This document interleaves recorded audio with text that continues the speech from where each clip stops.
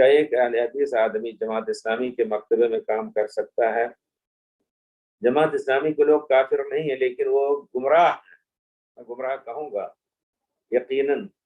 یعنی وہ تنخواہ لیتا ہے اور ان کے سارے کاموں میں ان کی مدد کرتا ہے۔ سارے کاموں میں کمانا یہ ہے کہ اگر مکتبے میں کام کرتا ہے، کتابوں کی ترتیب اور کتابوں کا دینا، کتابوں کا ایشو کرنا، ان کے یہاں یہ بھی ہے کہ لے جاؤ پڑھو، اور قواعد شرط ایک ٹک لگائے رہتے ہیں، میں نے دیکھا بچپن میں، تو یہ سب کر سکتے ہیں انشاءاللہ۔ شرط یہ ہے کہ اگر ایک اہل حدیث ہے اور اس کو آزادی ہونی چاہیے کہ وہ وہاں لوگوں کو سمجھا دے کہ مولانا مودودی کی خلافت ملوکیت مت پڑھیے۔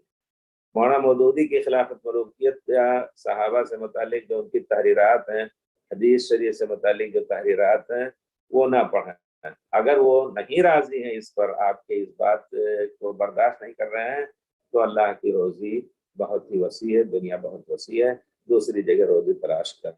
کیونکہ حق بات کو کہنے سے جب منع کر رہے ہیں تو پھر ایسی جگہ سے ہزاروں میل دور بھاگنا ہے، دور بھاگنا۔ کیا ایک اہل حدیث آدمی جماعت اسلامی کے مکتبے میں کام کر سکتا ہے؟ کام کریں، لیکن جو بھی گندی کتاب ہو، مکتبوں میں عام طور پر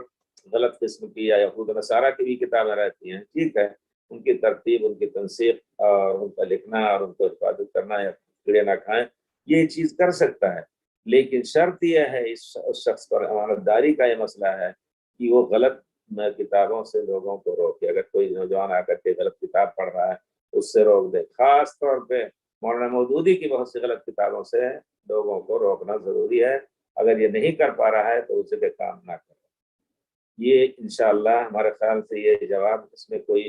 لوچ اور جھول نہیں ہے دلیل کے اعتبار سے بھی، کیونکہ امر بالمعروف ضروری ہے، اور اس کے ذریعے سے مولانا مودودی کی ملوکیت کے ذریعے سے، بلکہ آپ بتا دیجئے کہ فلاں اس کے خلاف جو کتابیں ان کو بھی پڑھیے، تب آپ پڑھیے اس کو، بلکہ اسی کو پڑھ لیجئے، معلوم ہو جائے گا کتاب کا موضوع ان کے، جیسے مولانا اسرار الدین یوسف کی کتاب ہے، اور اس سے پہلے عید عباسی کی کتاب ہے خلافت ملوکیت کے کی تردید میں اور تصحیح میں۔ تو بہرحال یہ اگر نہیں کر پا رہے ہیں آپ، تو پھر ایسی جگہ پر کام نہ کریں۔